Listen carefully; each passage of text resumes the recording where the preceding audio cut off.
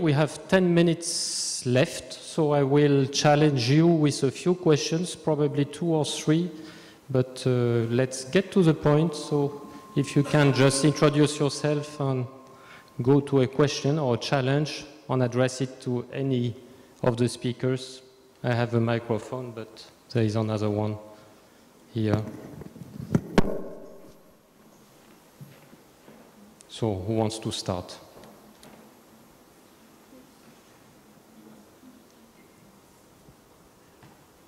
Always difficult because this was, let's say, a full mosaic of different elements which are all related with innovation and regions to people.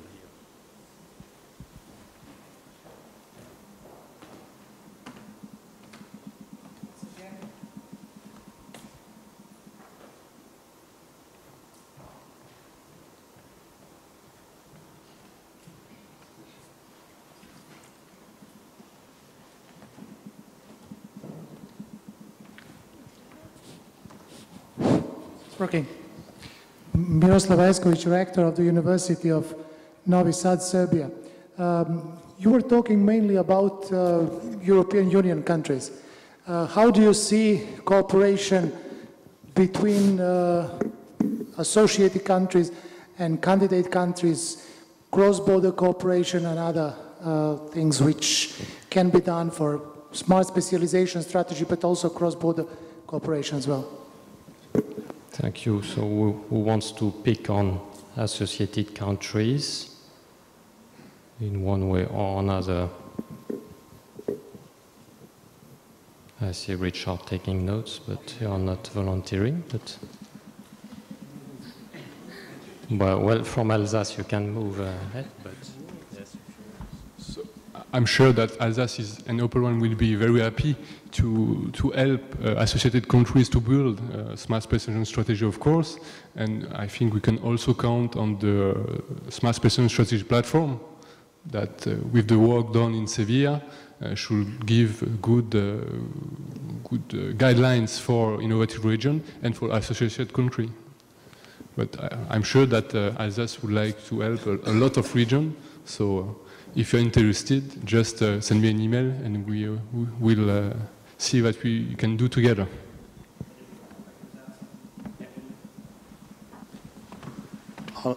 Kieran Darrell, DG Research. Just on that specific point, we are working indeed to see how, in the context of enlargement and candidate countries, we can pass the smart specialisation message. And something for the agenda is that in the middle of June in Tirana, there is a meeting of the West Balkan group. And in that meeting, we will be making a presentation. We will be explaining how, even though one may not be actually in the European Union, in the structural funds, you can still exploit smart specialisation as a means of working out how best to use the resources that are available. Okay, so somebody else. Yes, sir, in the middle.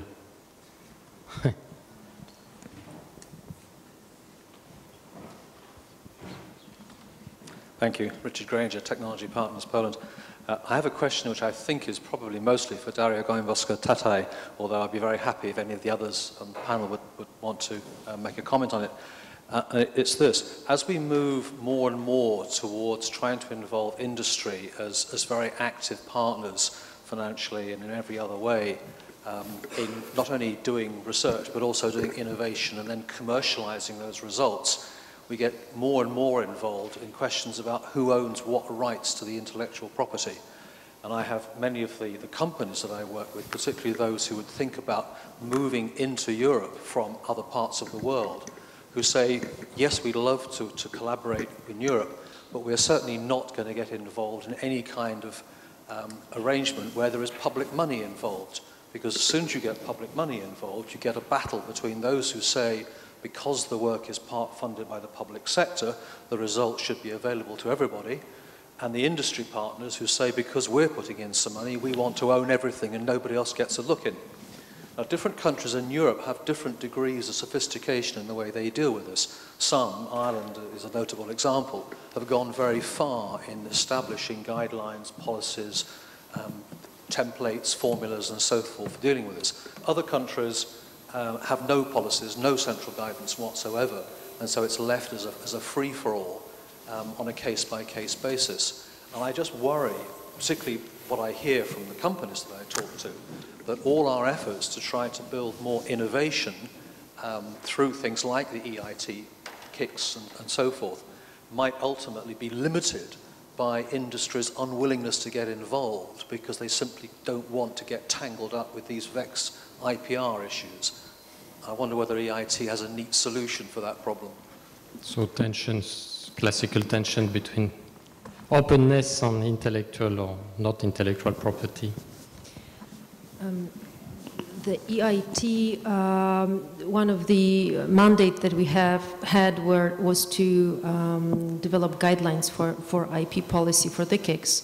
And the two things that we encouraged while leaving a lot of leeway to them was first open innovation, and the innovation and the idea about transnational innovation, incubation.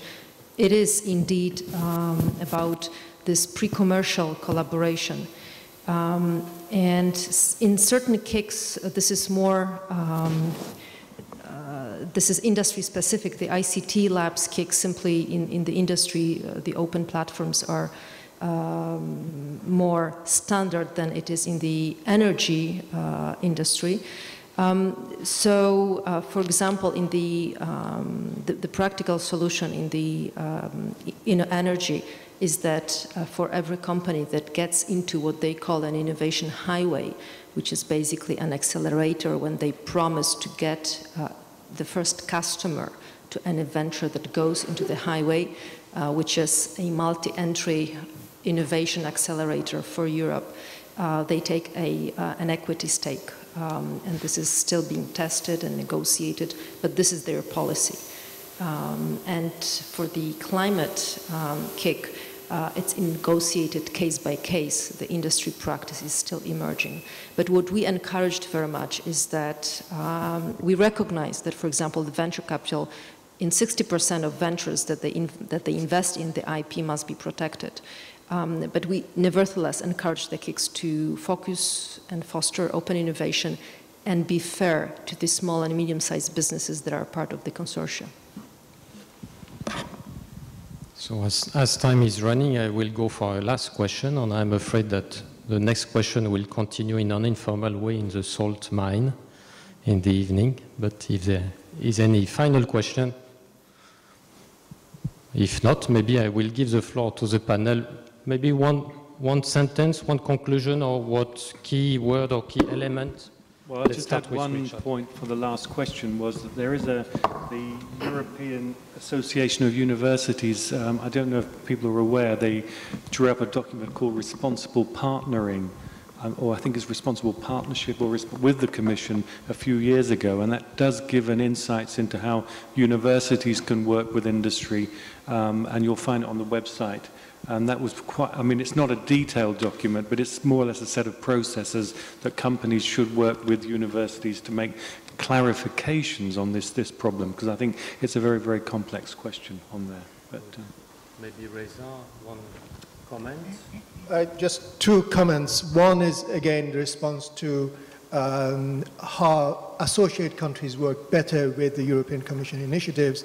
And I think up to now, there has been initiatives like CIP, Competitiveness Innovation Program, which includes associate and candidate countries as well. So that gives a good opportunity at least to put a foothold into those initiatives, as well as other initiatives like Niches of Knowledge, for example, which included associate and candidate country. So I think there is a scope there to at least get the first foot onto that rung of that ladder.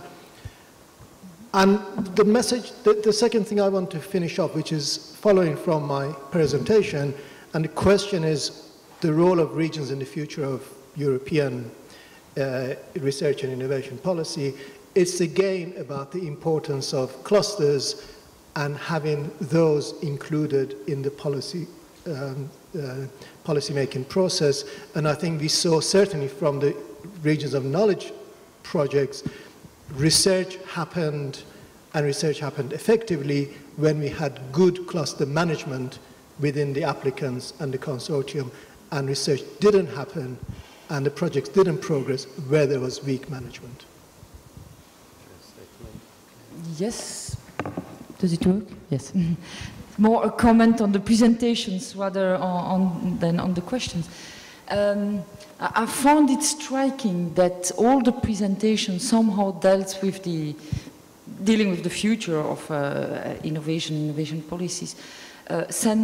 Gave the message that the future lies in creating innovation ecosystems, either cross clusters. It may not be a strong point of your intervention, but I very much believe that the future of clusters lies in the promotion of interfaces between clusters, new activities, new niches of products, services at the interface between traditional cluster foods, automobiles, and ICT, whatever.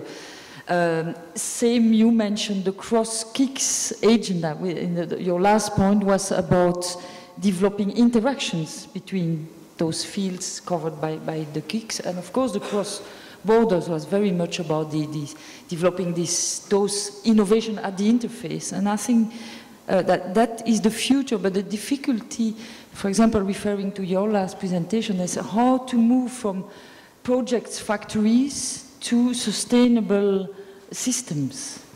One of the previous speakers, the previous session raised this question: what do we do when the funding, the seed funding, especially from the EU, is finished? So how do you move from this to structural partnerships? And perhaps for the accession countries, I don't have experience working with those countries, but I think a potential value is in bringing this diversity, the change, the variety. Because within the old Europe, partners, universities, companies tend to know each other more and more and maybe be inbreeded into, same avenues. So having newcomers, I think, is an opportunity to open ways to much more creative undertakings. But it's a potential, it's not easy to reach. I think we need to be open and say that there is no definite answers yet how to harness the potential of the EIT and the KICS to develop the regions. This is still in the making, and we are still trying to understand, after 2 years only of operating the KICS, what works, what doesn't work. And there are some patterns emerging and some success stories emerging and failures as well. We need to collaborate and understand how to make regions benefit, and not that we have these networks in Europe, but actually they are harnessed in very different parts of the world, not in Europe. So let's think how Innovation Union and the EIT can make it happen to exploit the results of our investments in innovation. So yeah, as I said, cross-border cooperation is really an asset, but of course it's not doing by itself. Regional authorities interface to build nice project, and of course if project is not sustainable, it's for nothing. So we are really organizing on this point in Alsace and Upper Rhine. And I can tell you that, for example, for Trion, they were initiated by Interreg for E, and then the SMEs and the public authorities decided to follow the project because it was an answer to a real lack in the Upper Rhine for energy cooperation in the field. It's the same for the S-Life project, one of the Region of Knowledge project led by the Vehicle of the Futures. The bet that we made by sustaining this project is to recreate an economical sectors on deconstruction. So the aim at the end of the project is that clusters collaborate, and in Alsace and Franche-Comté, because the clusters is in the both regions, we have laboratories where SMEs that can work together to create a new asset for the region. And in fact, sustainability is the key, because EU funding for only a few years and then nothing, that's wasting money. So thanks a lot. I will give the final word to our rapporteur if he already feels comfortable enough to say if we can gather something. Thank you, Olivier. Just really a few words. The partnership, that is the key word, because all of the speakers in this session were talking about the partnership in a way, about S3 strategy, which is based on partnership, clusters, which are based on partnership, the kicks, which are based on partnership. So that is the keyword, and even the networks, which are presented by the Erin now in this session. But with this partnership, we have to be careful, and we have to know the words responsible, sustainable, and excellent management as well. Because without all these important elements, all these partnerships are not operational, and they will not deliver that success what we are looking from the Innovation Union through the regions. So that would be a short conclusion, and tomorrow that would be what I will share with the plenary. So thanks, Zoltán. And with that, we can probably thank, we have to thank and applaud this panel. Thank you for your participation. Sorry for the time running, but we will continue in the salt mine in an informal way, starting at 6:30.